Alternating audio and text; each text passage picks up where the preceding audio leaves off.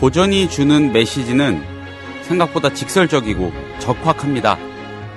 때로는 당대의 그 어떤 석학이 내놓은 현실 비평보다도 더 시의 적절하게 맞아떨어져서요. 결국 모든 구조와 논의의 흐름을 빨아들이기도 합니다. 여기 그런 고전이 또 하나 있습니다. 국민TV 라디오 30분 책 읽기 9월 23일 월요일 순서 시작합니다.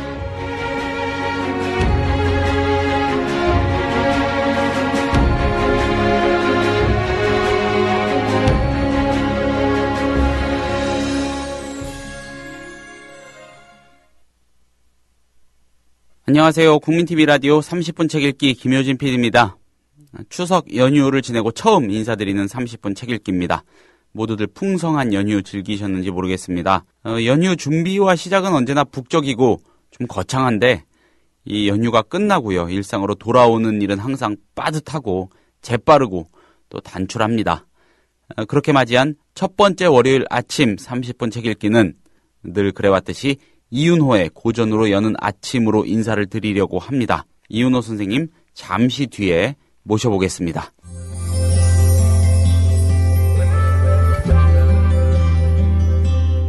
매일 아침 이 책 한 권.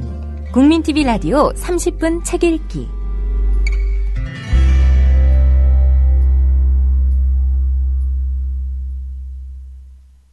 선생님 안녕하세요. 예, 안녕하세요. 예, 연휴 잘 보내셨습니까? 이제 연휴 잘 보내고 있죠. 멀리 다녀오시진 않았고요. 예. 이런저런 또 덕담도 나누고 싶은데 그럴 시간이 없으니 빨리 또 오늘의 고전 이야기로 들어가 봐야 될 것 같습니다. 예. 오늘 소개해 주실 고전 어떤 건지요? 한나라 때 쓰여진 이제 회남자라고 하는 책입니다. 회남자. 예, 그건 유한이라고 하는 예. 회남 왕이었던 제후국의 왕이죠. 왕이 쓰여진 책인데요. 이 책에는 이제 그 자체의 의미뿐만 아니라 오늘날에 던져주는 주요한 성찰이 있는 것은 아닌가 이런 생각을 해봅니다. 네. 이러자면 그 모든 물질 운동이 그렇고 인간의 욕망도 원심과 구심의 어떤 기랑 속에서 살아가고 있어요. 그러니까 이러자면 하고 싶은 것의 원심과 네. 해야 할 것 혹은 지켜야 하는 것의 구심, 이것이 이제 긴장을 이루면서 일정한 그런 기랑 속에서 우리는 어떤 일을 행하게 되죠. 역사도 이와 같은 것은 아닌가 생각합니다. 그러니까 그런 원심과 구심 속에서 만들어질 것이고 그것이 만들어지는 정치, 경제, 사회의 각 분야의 현상들이 바로 그런 원심과 구심의 어떤 자장 안에서 흘러왔고 그 긴장이 탄탄하게 이제 역사를 만들어내는 것은 아닌가 이런 생각을 합니다. 네. 중국 고대에 이제 한나라에는 두 명의 이제 좀 주목할 만한 인간이 있습니다.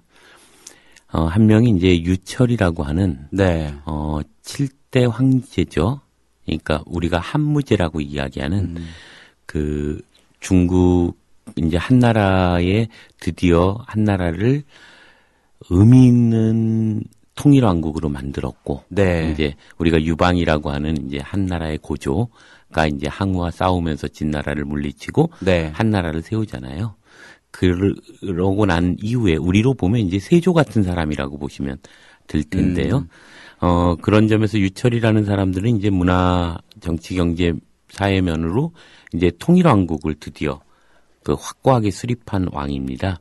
그 사람이 한무제라면, 반대편에 그 제후국 중에 한 곳에 있었던 회남 지역에 네. 왕으로 봉해졌던, 제후로 봉해진 거죠. 그 사람이 바로 유한이라는 사람입니다. 유한. 예. 예. 물론 둘 다 이제 한 고조의 자손들이죠.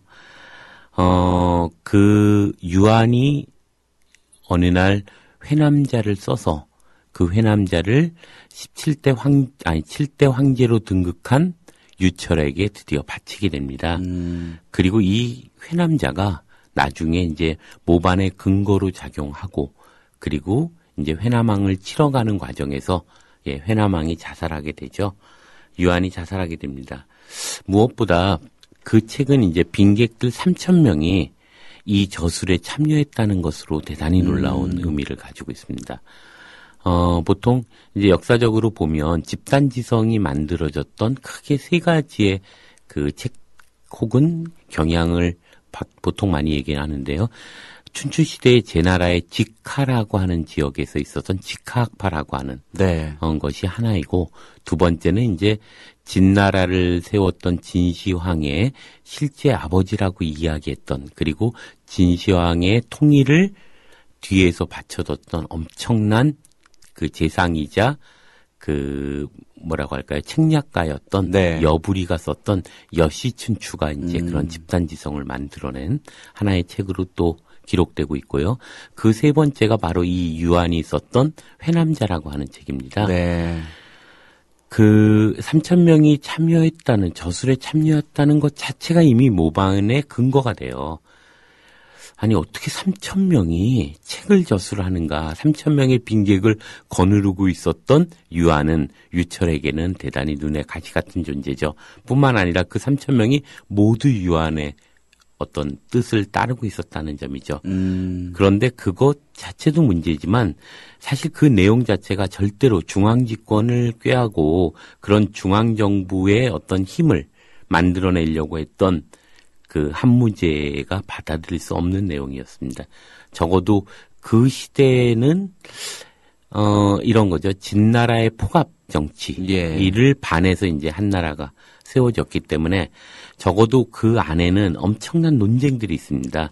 이르자면 중앙집권주의와 지방분권주의, 또 사회사상적으로는 단원주의와 다원주의, 그리고 위계주의와 평등주의, 권위주의와 탈권위주의, 인간중심주의와 자연중심주의라고 하는 대단히 한나라의 체제를 어떻게 만들 것인가를 가지고 다양한 이제 논쟁들이 있었던 시기가 또한 그 시기이기도 합니다. 당연히 회남왕 유한은 그 한쪽의 입장을 지지하고 있죠. 이르자면 탈권위주의, 분권주의, 그리고 자연주의, 그리고 다원주의, 이런 것들이 이제 유한의 입장에서는 가지고 있게 됩니다. 왜냐하면 진나라의 폭정으로부터 한나라가 세워졌을 때 이 한나라는 적어도 평등에 기반해야 되고 백성의 민생 안정이라고 하죠. 그리고 다원주의의 기초에서 그렇게 포괄적으로 모든 제후나 모든 지역 분권을 억압했던 진나라와 다르게 그러한 분권을 인정하면서 조화롭게 흘러가는 덕치에 의한 국가여야 한다고 유한은 생각했기 때문이죠. 그래서 적어도 황제는 이러한 지침을 가지고 다스려야 된다라고 만들어서 황제에게 제출한 책이 바로 이 회남자입니다. 재밌는 것 중에 하나는 유한은 도가의 사상을 근원으로 해서 인문사회과학과 자연과학을 통합하는 거대한 프로젝트를 완성하게 됩니다. 예를 들면 이제 요략이라고 하는 그 편에 보면 이런 얘기가 있죠. 그 책을 저술하는 목적을 잠깐 다루고 있는데요. 이 책을 저술하는 것은 도덕의 기초를 세우고 인사를 망라해 위로는 하늘을 살피고 아래로는 땅을 헤아리며 그 가운데로는 사물의 여러 이치에 통달하기 위해서이다. 비록 현묘한 도의 내용을 모두 드러내지는 못하더라도 제법 다채로워 그 대강을 살필만 하다. 이런 얘기를 하면서 이제 회남자를 쓰게 됩니다. 네.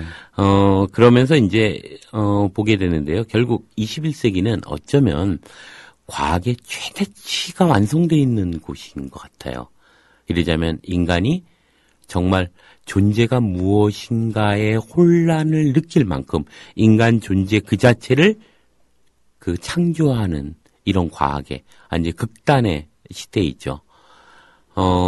인간의 모든 것을 그리고 자연의 모든 것을 개조하거나 창조할 수 있는 인간의 권능을 과학의 이름으로 만들어졌습니다. 그러나 동시에 그 기술 문명의 발전이라고 하는 것이 실제 삶을 피폐하고 그리고 자연과학의 고민이 기능적으로 빠짐으로써 인문적인 성찰이나 사회적 통찰을 포함하지 못하고 있는 것이 지금 여기에 현실인 것 같아요. 그런 점에서 이 회남자가 우리에게 주고 있는 아주 중요한 성찰의 의미들은 있지 않은가.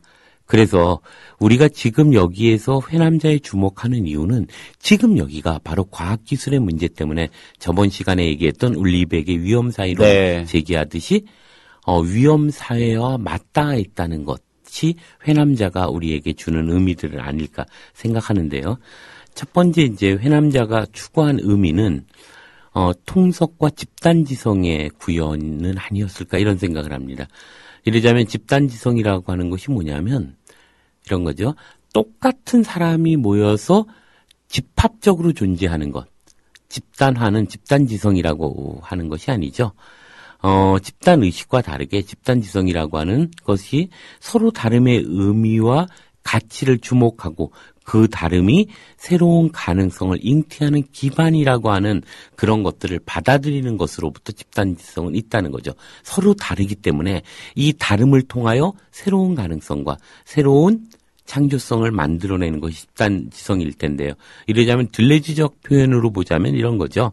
수평으로 한없이 뻗어가는 리좀들, 뿌리줄기라는 거죠. 단순히 줄기가 있고 뿌리가 있고 열매가 있고 이런 것이 아니라 뿌리줄기가 하나가 돼서 뻗어나가는 수평적인, 수직적인 나무가 아니라 수평적으로 뻗어가는 어떤 뿌리줄기의 의미일 것이 아닌가. 또 지성의 연대는 아닌가. 이런 생각을 하게 합니다.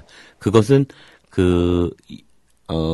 아까 말씀드렸던 이제 여부리에 의해서 만들어진 여시춤추나 그리고 직학파의 그런 어떤 지혜를 계승하는 어떤 다원주의적 태도는 아닐까 이런 생각이 드는데요. 이제 후한 때 고요라는 사람이 있어요. 이 사람이 이제 회남 홍열해라고 하는 주석서를 쓰게 됩니다. 네. 회남자에 대해서. 그걸 읽어보면 아주 재밌는데요. 제가 잠깐 읽어볼게요. 네. 천하의 수많은 방사들이 유한에게 모여들었다.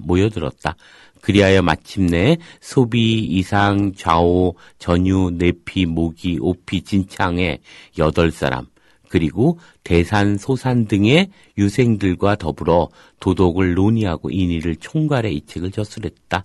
그 중심사상은 노자에 가까우니 청렴하고 무의하며 마음을 비우고 고염을 지키어 떳떳한 도에 출입하는 것이다. 그 광대함으로 말하자면 하늘을 비치고 땅을 실으며 그 세밀함으로 말하자면 끝없이 미세한 것에 이른다. 고금의 칠한, 존망, 화복 그리고 세간의 기이하고 괴상한 일에 이르기까지 그 의미가 모두 드러나며 그 문장이 풍부하다. 모든 사물의 종류를 언급하지 않는 바는 없지만 그것이 크게 비교되어 결국은 하나의 도로 귀착된다. 이름하여 홍열이라고 하는데 홍은 크다는 뜻이고 열은 빛난다는 뜻이니 이로써 크게 밝은 도의 이름을 삼는다. 그러므로 무릇 학자가 회남자를 농구하지 않고서는 큰 도의 깊이를 알 수 없다. 따라서 옛 현인으로 박식한 학자와 농객들 가운데 회남자에서 근거를 끌어다 경전을 징험하지 않는 자가 없었다.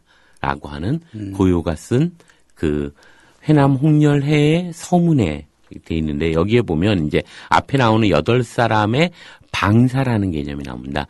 8사람의 방사 그리고 대산 소신 등의 유생들과 더불어 도덕을 논의하고 인의를 총괄해 이 책을 저술했다. 근데 이 방사라는 것이 재밌어요. 방사와 유생이 이제 그 책을 만드는데요. 이러자면 그런 대표적인 학자를 중심으로 3,000명의 모든 학자들이 이제 집단지성으로 거기에 달라붙어서 얘기를 하는 거죠. 근데 방사가 누구냐면 이러자면 과학기술에 종사하는 사람들을 일컫는다고 생각하면 됩니다. 이러자면 방사는 방수를 다루는데요. 방술이라는 건 크게 방기와 수수를 의미합니다. 수라고 하는 건 숫자할 때 숫자고요.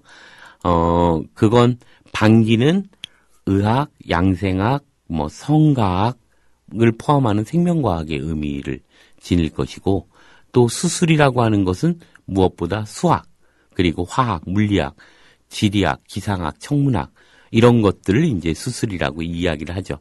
결국 자연과학 일체를 의미하는 것이고 유생이라고 하는 것은 유학을 포함하는 윤리학자이며 거기에는 도가, 법가, 여러 가지 제자백가의 여러 생각들이 그 안엔 다 들어있는데 이르자면 인문, 사회과학을 총괄하는 거겠죠. 네. 이 방사와 유생이 3,000명이 모여서 이 책을 저술하게 됩니다. 그렇기 때문에 그 깊이는 실로 대단한 것인데 사실은 이 사람들이 발견한 핵심 중에는 노자의 우주관에 대한 문제죠. 이것을 과학적으로 증명하고 이것으로부터 인의와 도를 끌어내게 됩니다. 인간이 어떤 태도를 가져야 할 것인가. 그래서 회남자의 중요한 의미에는 이런 통섭이라고 불려지는 지성의 대통합이 전제되어 있는 거죠. 오늘날 산업사회의 발달이 이제 분업화를 만들어내잖아요. 그러니까, 근데 출발이라고 하는 건 이제 포디즘이라고 하는 분업의 어떤 발전이 만들어내는데 그 발전의 과정에서 학문도 그 분업화에 맞춰서 분절화됩니다. 이러자면, 의학은 뭐, 우리가 내과, 신경과, 뭐 정신과 이런 식으로 쫙 나눠지고 그 안에 다시 또 나눠지고 예를 들면 뭐 역사학이라고 하더라도 또 다시 중분류가 나오고 또 소분류가 나오고 끊임없이 만들어집니다. 그러기에 이제 분과학문이라고 하는 것은 엄청난 성장을 가져왔으나 근본적으로 지식이 지녀야 할 어떤 성수 내지는 성찰의 의미는 사라진 것이 아닌가. 이러자면 인문학이라고 하는 것은 삶의 성찰과 세계에 대한 통찰을 의미하는 것이 인문학이죠.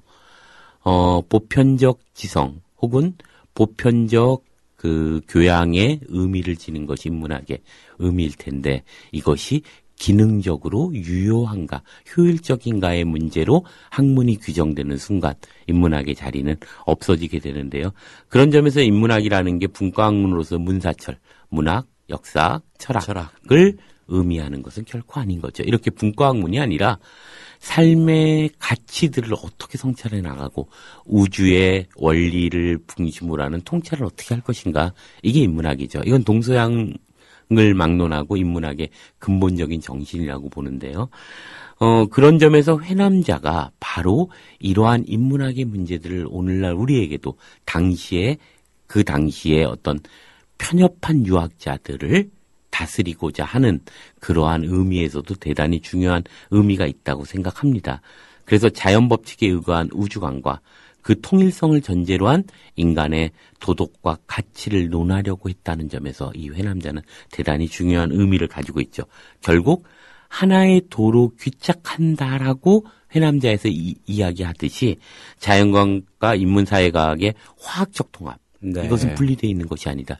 지금은 어떻게 되어 있냐면 자연과학은 그 자체의 기능에 대한 연구들만 합니다.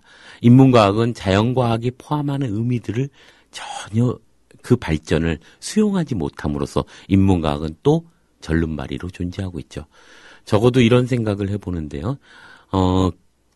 르네상스 시기의 레오나르도 다빈치는 그가 철학자이기도 했지만 그는 수학자이기도 했고 그는 화가이기도 했고 그리고 의사이기도 했죠. 그런가 하면 그는 사회과학자이기도 했습니다. 이랬던 레오나르도 다빈치. 하다못해 니체는 우리가 그렇게 니체를 그게 무슨 철학이야 문학이지라고 얘기하는 그 니체마저도 무엇보다 뉴턴 역학에 대해서 엄청난 고민과 엄청난 독서 그리고 그것에 대한 자기의 성찰을 가지고 있었다는 거죠.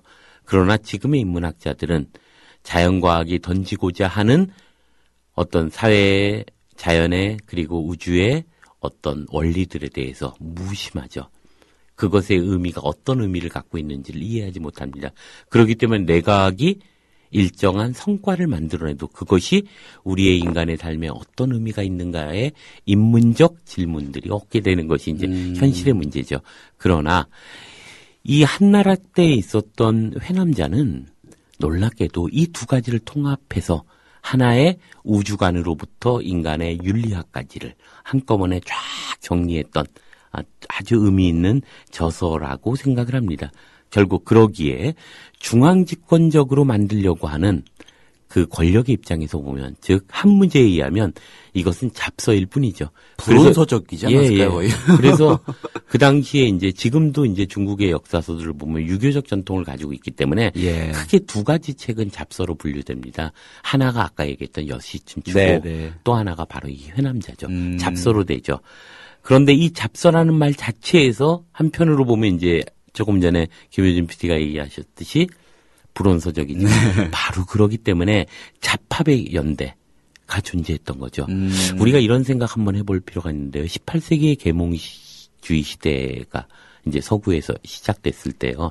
이 계몽주의를 알리는 것 중에 아주 중요한 한 가지의 상징적인 물건이 있습니다. 뭡니까? 그것이 백과사전이에요. 우리가 알고 있는 이제 백과사전 하면 딱 브리테니커라는 바로 그게 18세기에 만들어진 그 백과사전이죠. 이 백과사전은 두 가지 의미가 있어요. 10만이 알고 있는 진리를 인간이 알고자 하는 지적 호기심으로부터 시작하고 있었다는 것이 이 첫 번째고요. 두 번째는 그것이 권력에 의해서 독점돼 왔던 그 백과사전을 드디어 보편적 교양이라고 하는 것으로 독점을 풀어나갔다는 점이 백과사전의 의미죠. 이것처럼 회남자는 결국 그러한 잡서이지만 동시에 청계의 고언을 통하여 그러한 보편적 교양으로서의 의미를 가지고 있는 것이 아닌가. 또 더 나아가 무엇보다 주목해야 될 회남자가 포괄하는 것은 다원주의적 가치라고 생각합니다. 인류의 역사를 언제나 아와 비와의 투쟁으로 보는 순간 주체에 의해서 대상은 언제나 타자화됩니다. 공존의 가치가 사라지는 곳에서 타자는 주체를 강화하거나 합리화하기 위해서 수단으로서 작용하는 거죠. 그리고 폭력성은 용인됩니다.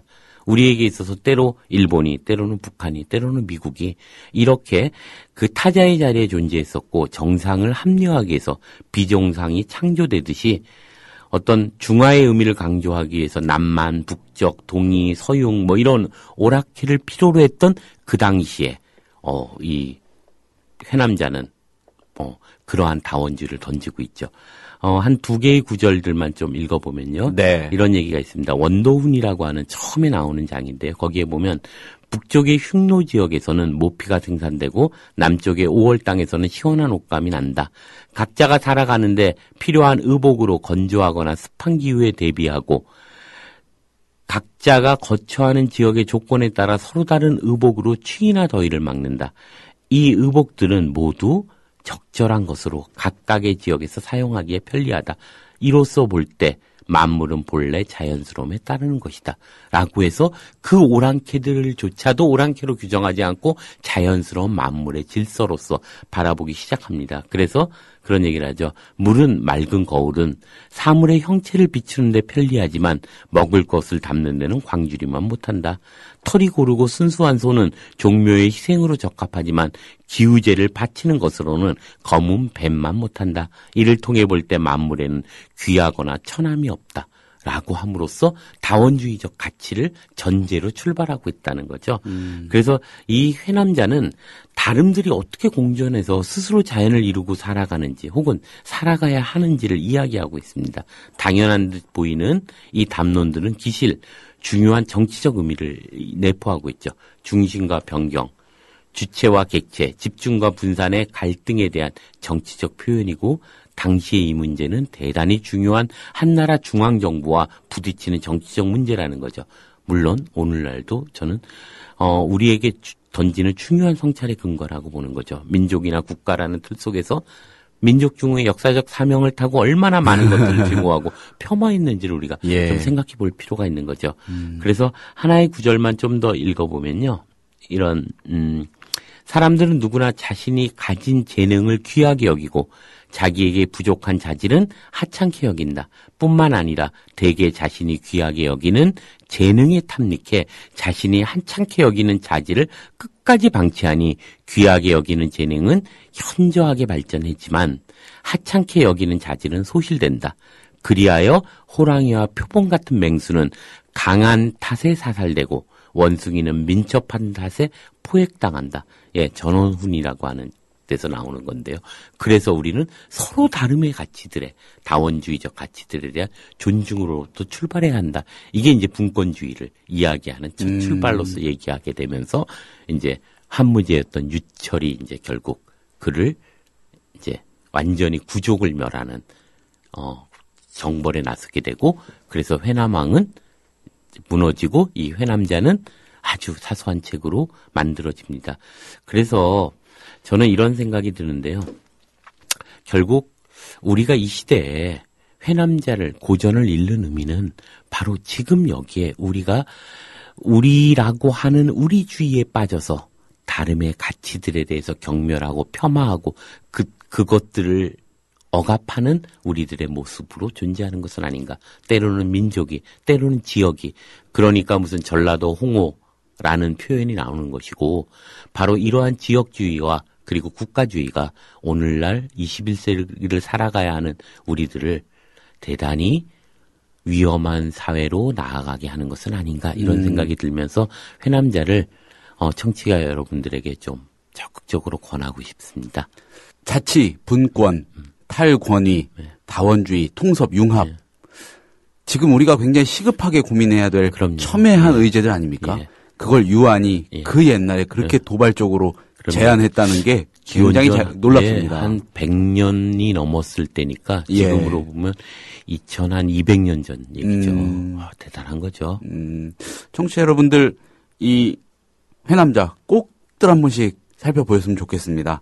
예, 오늘도 짧은 시간 좋은 말씀 감사합니다, 선생님. 예, 고맙습니다.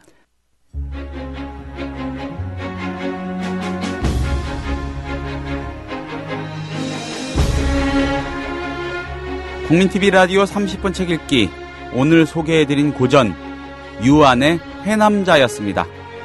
청취해주신 여러분 감사합니다. 저는 내일 같은 시간에 다시 인사드리겠습니다.